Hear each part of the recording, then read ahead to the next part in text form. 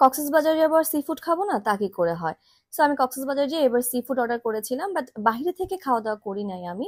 আমি সি প্যালেসে চলে গিয়েছিলাম।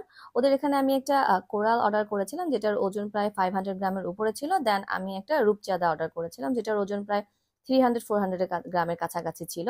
সো ওরা বললো যে আপু দাঁড়ান, আপনি লাইভ কিন্তু আমাদের বারবিকিউ করাটা দেখতে পারেন।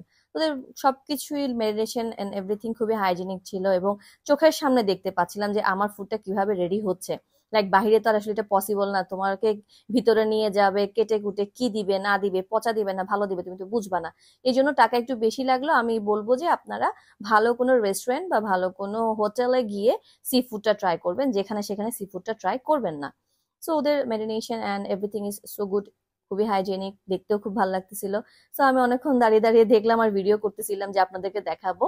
অ্যান্ড টেস্টের কথা কি বলবো, আমি এটা সেকেন্ড টাইম গেছিলাম, ফার্স্ট টাইমে আমি ওদের খেয়েছিলাম অ্যান্ড আমার কাছে খুবই ভালো লেগেছে দেখে আসলে সেকেন্ড টাইমটা যাওয়া।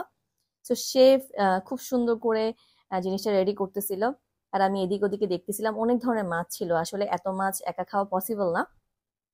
সো কোরাল অ্যান্ড এটা রেডি করছে, আমি উপরে চলে গেলাম। এই যে ফাইনাল রেজাল্ট, টেস্টটা আসলে খুবই অসাধারণ ছিল।